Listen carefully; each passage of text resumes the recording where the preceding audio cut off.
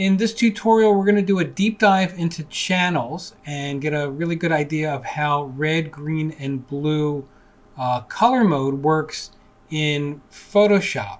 And then that's going to lead us to doing some color balance so we can add some life to the image that we worked on in the previous tutorial where we did the white balance. So let's go check it out. Here we go.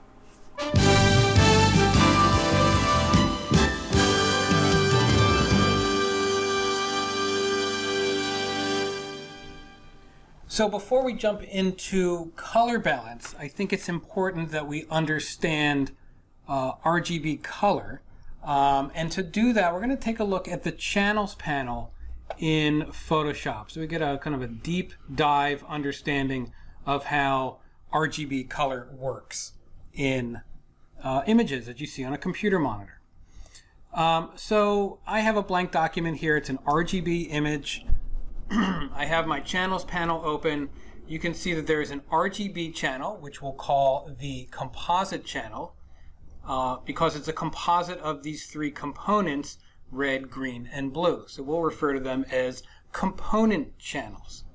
And right now, you're presented with a completely white image.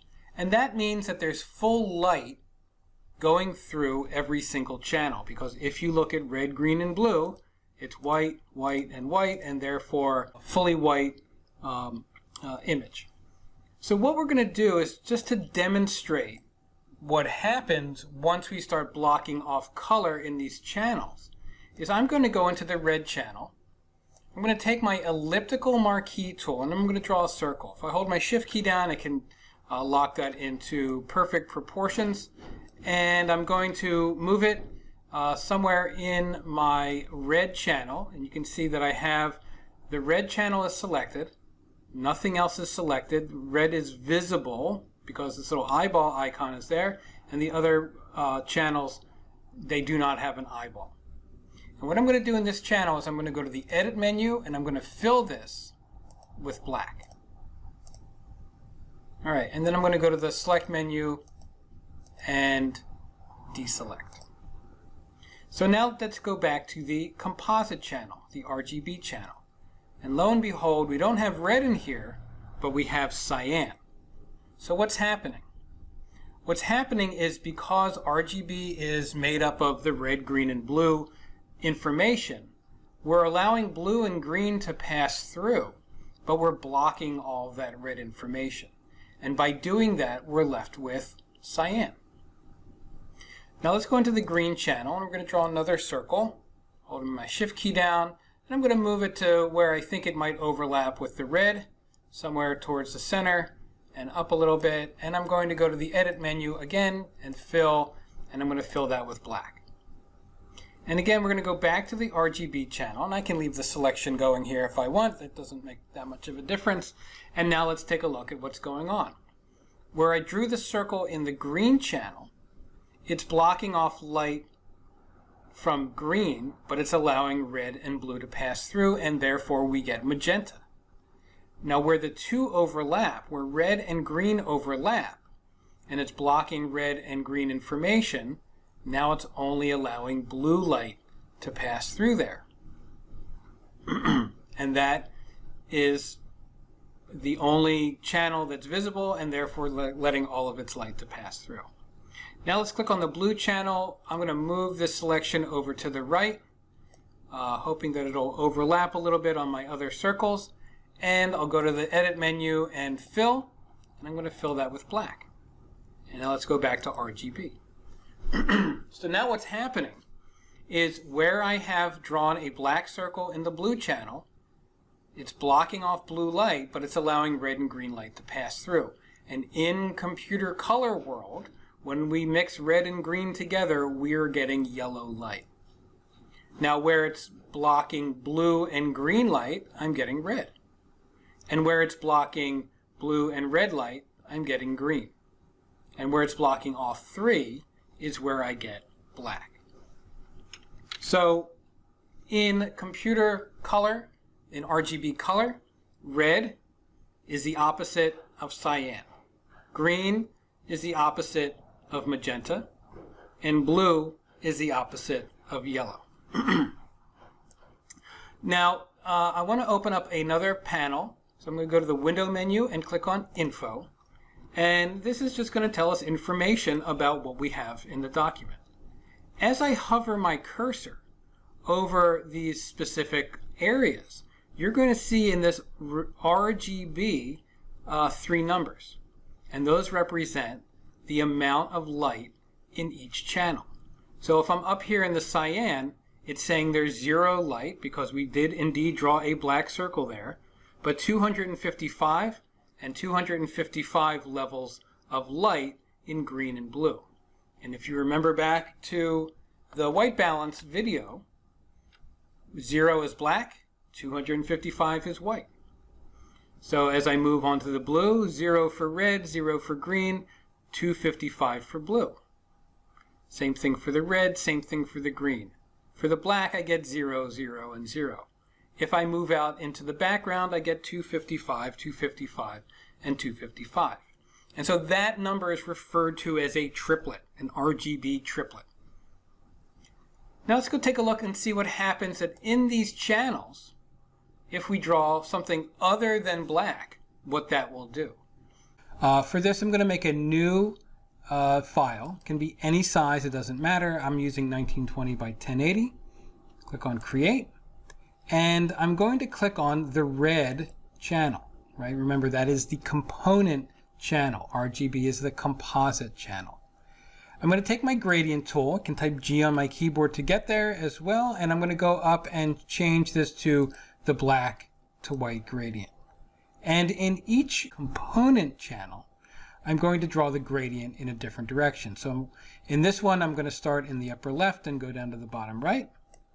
In the green component channel, I'm going to start in the upper right and go down to the bottom left.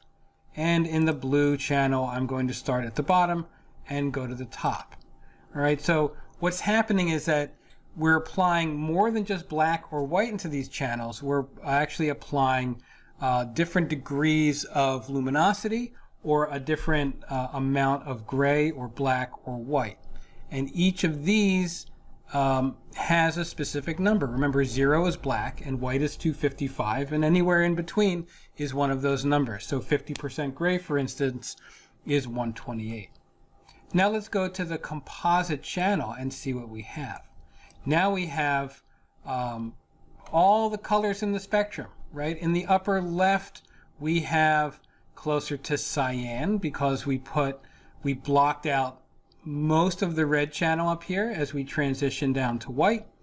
And the green channel, we have mostly magenta up here as we transition to the bottom left. And then the blue channel, we have mostly yellow as we transitioned up to the top.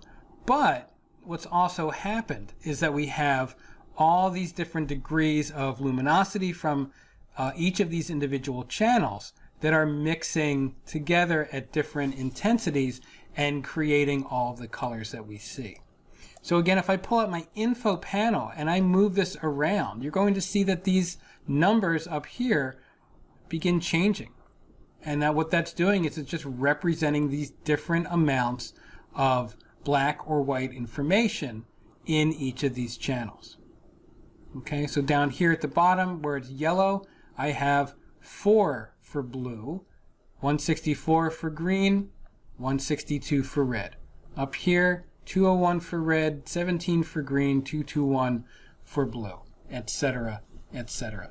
So this is just to show you that color is made in an RGB image by having different levels of black or white information or luminosity information in each channel.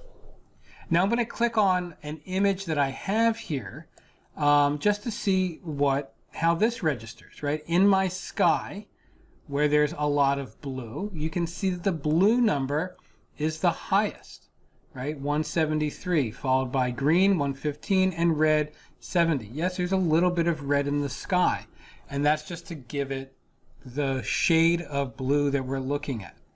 In this more neutral toned building or structure here, the numbers are a little bit closer to one another, right? Here it's a little bit darker, 91, 82, 65. In this horse sculpture where it's gold, you're going to see that the red and green are highest and blue is lowest. So again, our red, green, and blue color is made by different intensities of the luminosity in each channel. All right, so let's talk about how we're going to apply this idea of color to adjusting our image. I'm going to go back to this image that we used in the previous tutorial, the one that we did to demonstrate color balance. And I've left the curves up on here so we have something to work with that's neutral. But I'm just going to demonstrate one way to begin thinking about how to use color for retouching or for adding some life to your image. So what I'm going to do is I'm going to create a levels adjustment layer. And this is just going to be for demonstration purposes. We'll delete this later, but I want to just demonstrate what happens in regards to red, green, and blue. So you can work on the composite, right, the RGB, and you can make your light and dark adjustments that way if you want. Or you can go into all of the component channels, the red, the green, and the blue. So I'm going to click on the red channel. And so what I want to do is I'm just going to shift the gamma or the gray point to the left and to the right. Now right now, this black here represents the amount, or this would actually represent cyan. And on the right, where it's white, would represent red, right? Because this is bright white. It's letting the full amount of red pass through to combine with the other colors. And down here where it's black, where it's 0, is the absence of light, and the opposite of red is cyan.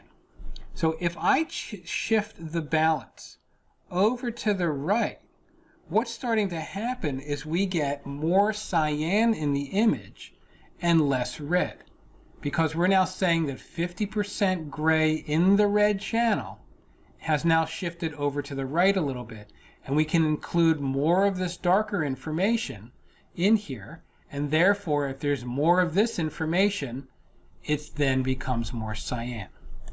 Now if I shift this to the left, the image becomes redder, right? Because there's now more included over here on the red side of things.